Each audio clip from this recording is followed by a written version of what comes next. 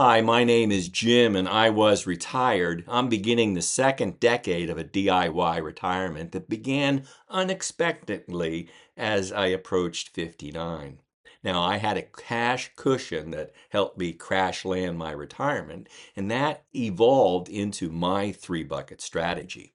One of the most common questions about the bucket strategy is how to manage them over time.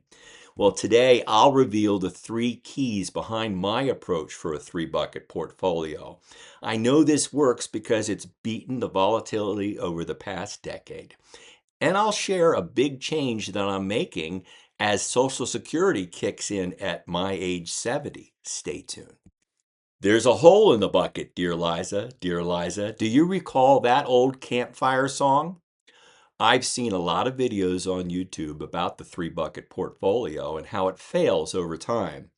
Some are concerned about how to refill the buckets, and others are worried about the cash drag of keeping such a large chunk of your portfolio out of the market.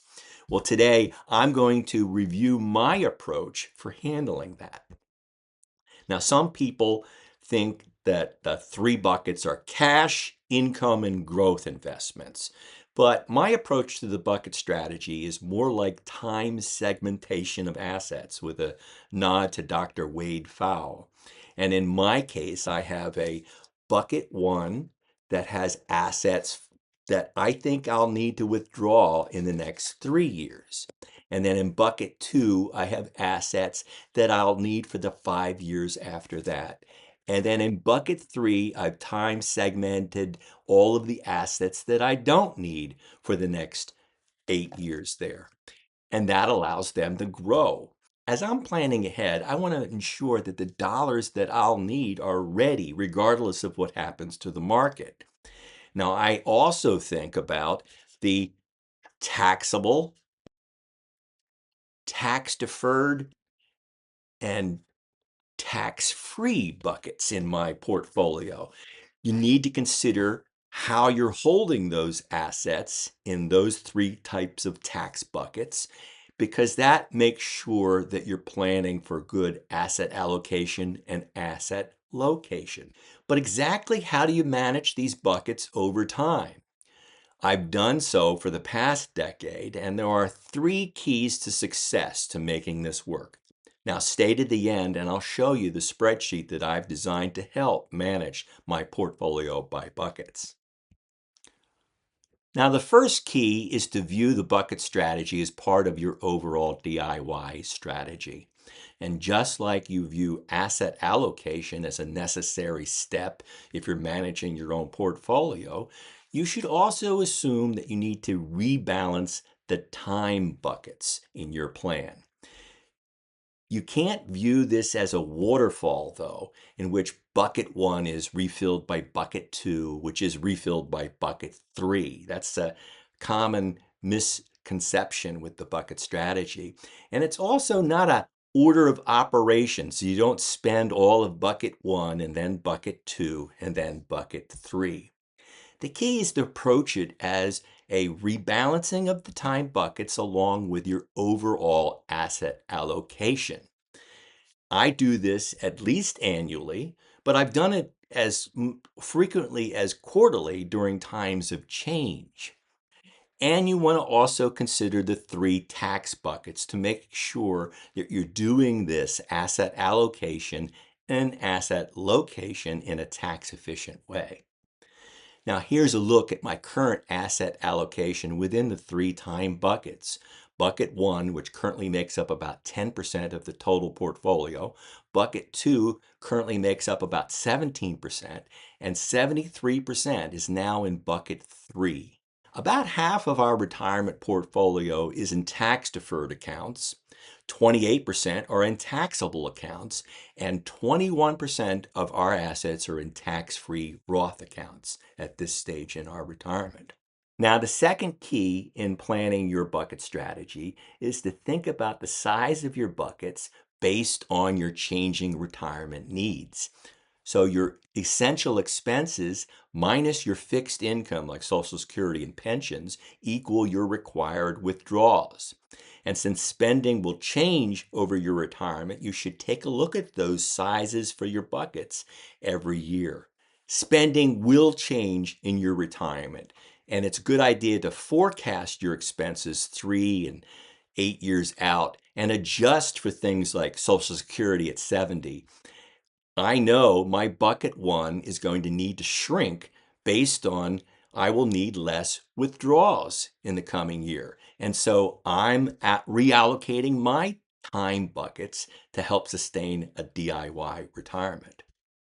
Now, bucket one can also adapt for changes like travel plans or replacing a car or wedding costs.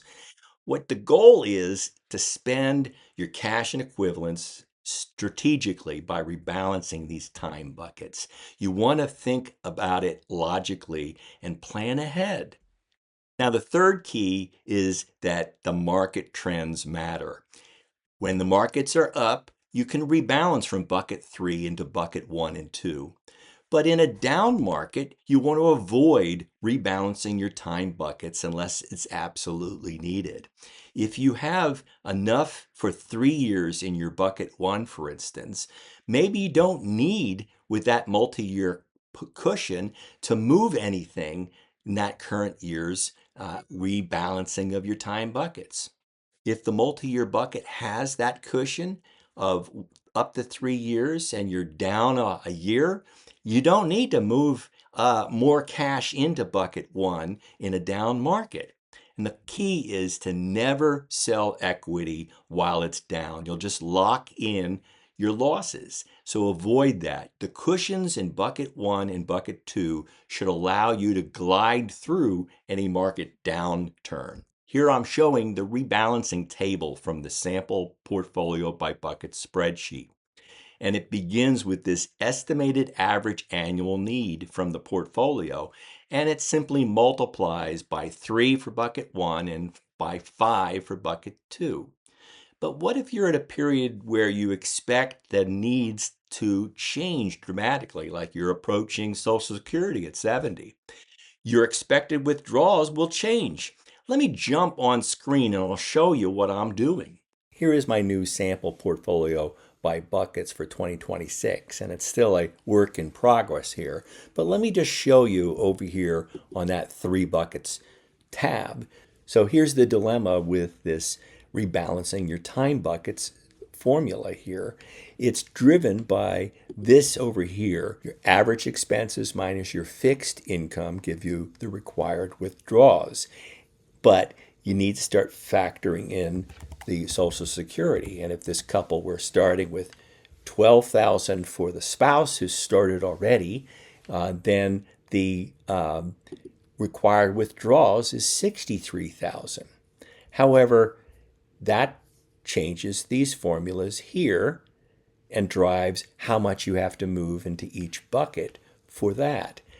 But I started thinking about it and going a little bit deeper as things change, and next year the spouse and the person turning 70 is both starting to collect. That's going to drive down the required withdrawals even more. So here I'm modeling that you're planning to spend more in that coming year as well as take Social Security.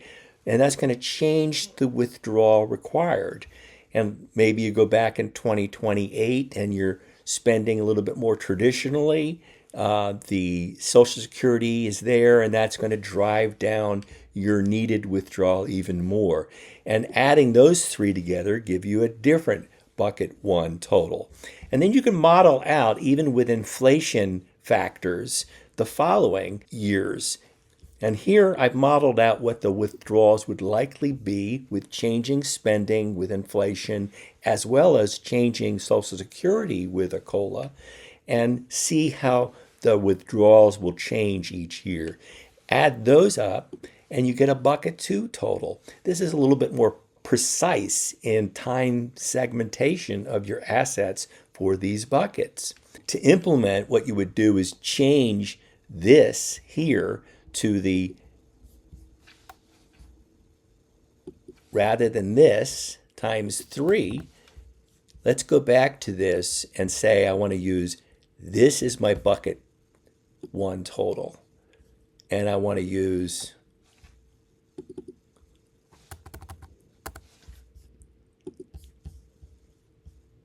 this as my bucket 2 total. And that changes the picture as well. So the goals here are to be as strategic as you can about your planned expenses over the next 3 and then 5 years after that, so that you can size your buckets 1 and 2 accordingly. Now, I'm going to blame Friday the 13th, but this version of the spreadsheet has some data problems, so I'm not yet ready to put it out there on my Google site.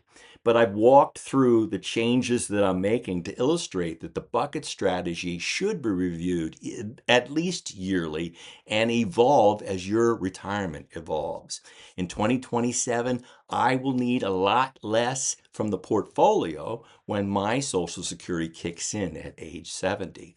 And that will reduce the sizes of bucket 1 and 2. But I also want to build in some inflation protection, just in case we don't fall back to that target 2% inflation.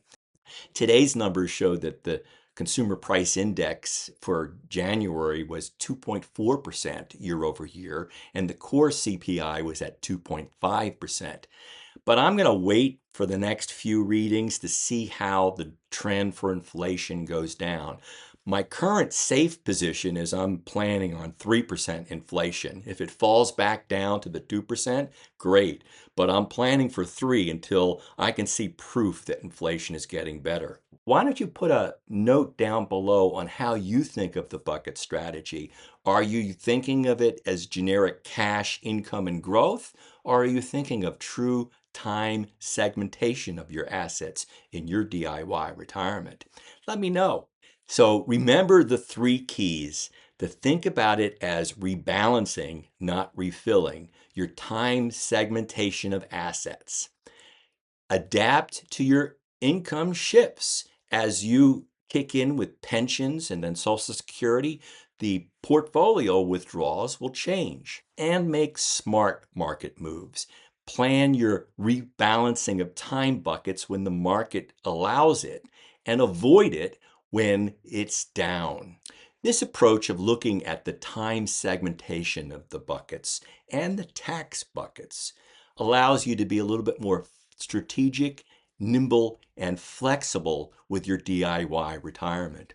In 2026, the tax reforms that have kicked in and the other changes that are going on will make this targeted time segmentation of buckets like mine gain attraction.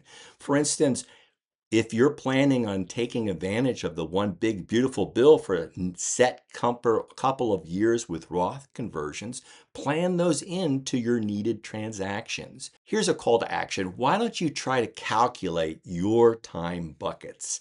Think about what you'll really need from your portfolio for the next 3 years and for the 5 years after that. See how that changes your perspective. Hey, will you take a moment to like, share, and subscribe to this channel if you like DIY retirement tips from an average DIY retiree? I'm not a professional. I'm sharing what I've learned in my retirement to help you plan yours. I will conclude with my standard warning. I am not a professional planner. I have no initials after my name. So take these as entertaining ideas from one educated consumer to another. Always do your own due diligence and seek out a professional if you need one.